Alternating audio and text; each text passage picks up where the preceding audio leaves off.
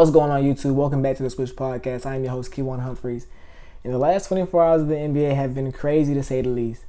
Kicking things off, last night was the 18th anniversary of Kobe dropping 81 points on the Toronto Raptors, and a couple of players tried to mimic that success last night.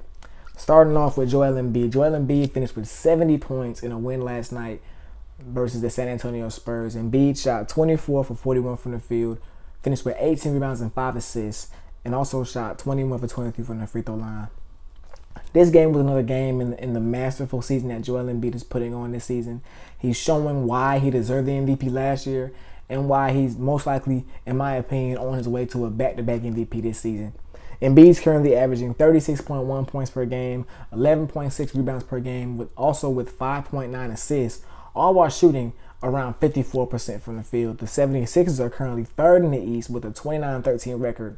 And they're that high in the standings because of Joel Embiid, because of how he's dominated this season, because of how he's really just had his way with everybody he's played against so far this season. We saw him dominate Jokic last week in a head-to-head matchup between them two teams. But the thing with Joel Embiid has never been his talent. We know Joel Embiid's one of the most talented players in the NBA. At worst, he's top 5 player in the NBA. At worst, he's top 2 center in the NBA today. But what I guess holds him down, holds him low on them rankings, is his success in the playoffs. Joel Embiid is 0-5 in Eastern Conference semifinal playoff series, which means he's never made the Eastern Conference Finals. And if you think of a guy, you think of legends, the reason they're legends are because they win. You know, and I feel Joel Embiid has the credentials, he has the talent to be known as a legend. But if you don't have the hardware, if you don't have the playoff success, if you don't have the wins to show for it, then there's no way we can put you in that echelon in history. So I ask this when I think about Joel Embiid, I ask, okay, he's doing this now in the regular season, but when those calls disappear, when he's not going to the line 14, 15 times a game, is he still going to be averaging almost 36, 37 points a game? Is he still going to be as dominant if he's not essentially getting rewarded at least 12, 13 points at the free throw line every single game? And these past couple of years, he showed us that he's not as dominant. You look at a Game 7 last year versus the Boston Celtics. Your season's on the line. Joel Embiid finished with 15 points on 5 for 18 shooting, which is not acceptable for a guy that won the MVP last year. So I say this, Joel, if you want to have that respect that a Jokic has, you got to show up the way Jokic has. Jokic last year winning the championship, ran through the Lakers, ran through many teams. Every team he matched up against, he ran through them, had his way with him, and topped it off with an NBA championship, with a Finals MVP. And I believe Embiid, I feel like the team Embiid has right now can, they can compete with the Celtics and the Bucks and the teams out west with Denver and Minnesota and all those other top teams. They can compete because of Embiid. If Embiid can enforce his will on the games in the playoffs like he's doing regular season, then I really think we could be seeing Philadelphia have some serious success in the playoffs. And I feel like if there's any year to do it, this is the year to do it. Next up, Karl-Anthony Towns. Karl-Anthony Towns finished with 62 points last night. 62 points. He shot 21 for 35 from the field, 10 of 15 from the three-point line. He had 44 points and 8 threes at the half. But the difference between his performance and Joel's performance is that Karl-Anthony Towns lost that game. And I was thinking, dang, how did they lose that game? But if you go back and watch, you can see Karl-Anthony Towns kind of, not just Karl-Anthony Towns, but the Timberwolves as a whole, they just kind of lost focus in the game. It's like everyone was trying to watch. They were trying to let Karl score as many points as he could get. Karl-Anthony Towns started forcing shots late in that third quarter, early in that fourth quarter, to where he ended up getting benched in critical moments in the fourth quarter. And then, the last play of the game, they're down by 1. He drives, might have gotten fouled, might not have gotten fouled, but either way, the foul was not called. And they end up losing that game 128-125. And I just don't understand how you could lose this game to the Charlotte Hornets, especially when you have a guy go off for nearly 70 points, or he went off for 62 points. Losing this game as the best team, as the best team in the West right now, was not acceptable. You lost this game to a team that is one of the 5 to 8 worst teams in the NBA based on their record. And I think That's a big thing with the Timberwolves. You know, we look at the Timberwolves as this very young team, this team that has made moves. They went and got Gobert and, you know, and Conley to give them some veteran leadership, you know. But I just think that there's a maturity factor that's just not there in Minnesota. It's just not there. Anthony Edwards, who this is your team. Anthony Edwards, this is your team. You've been the guy all year long.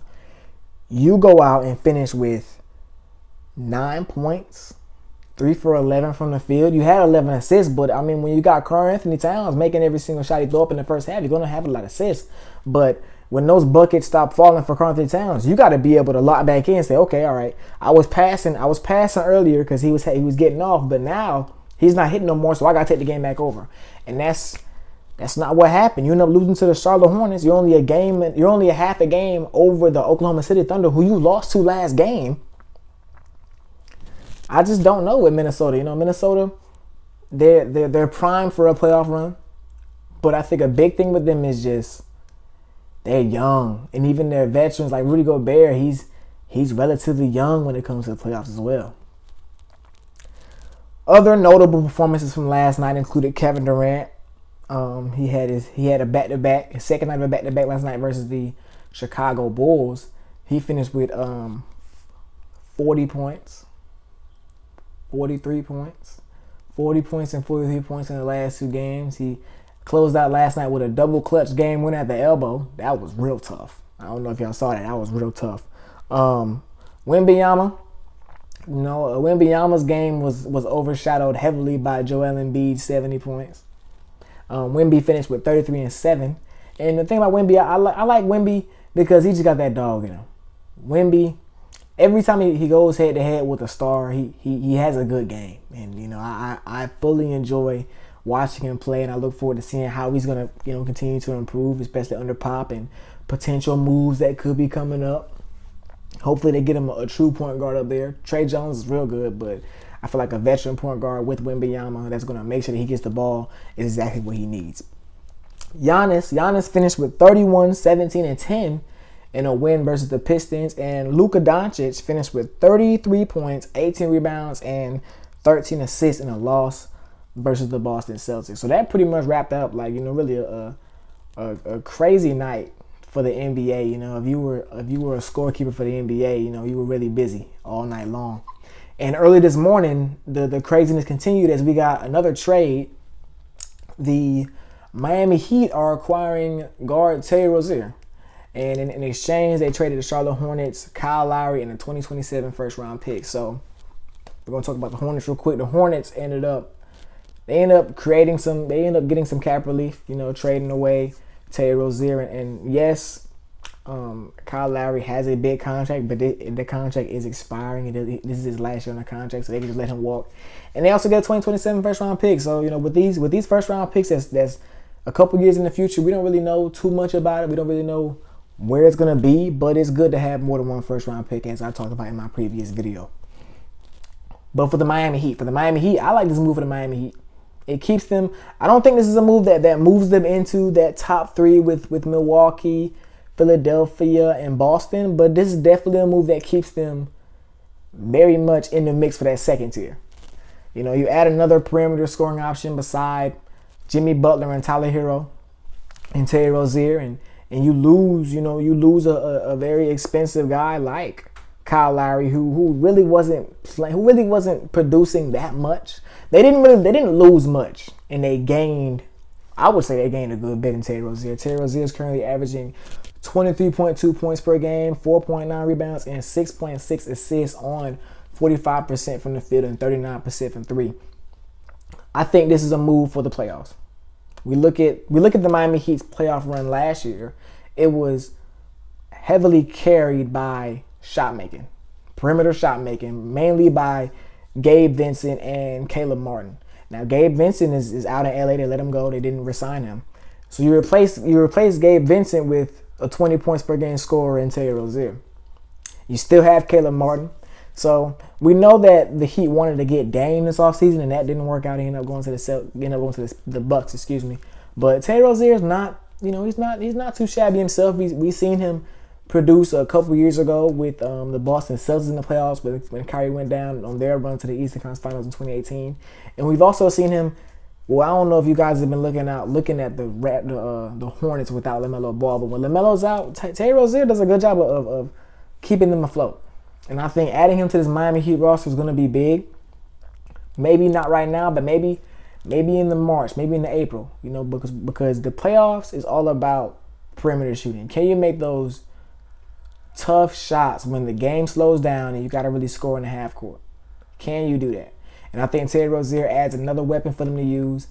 And we're just going to have to see. Another thing I want to talk about is the Lakers.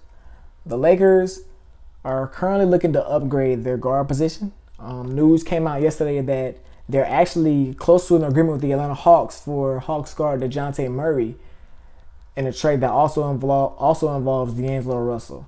But the Hawks wanted to find a third team to include so that third team could take on D'Angelo Russell. And understandably, because Trae Young and D'Angelo Russell would not mix at all, to say the least. But news also came out before I started recording this video that the Lakers had their eyes on a bona fide star at the guard position like Trae Young or Donovan Mitchell.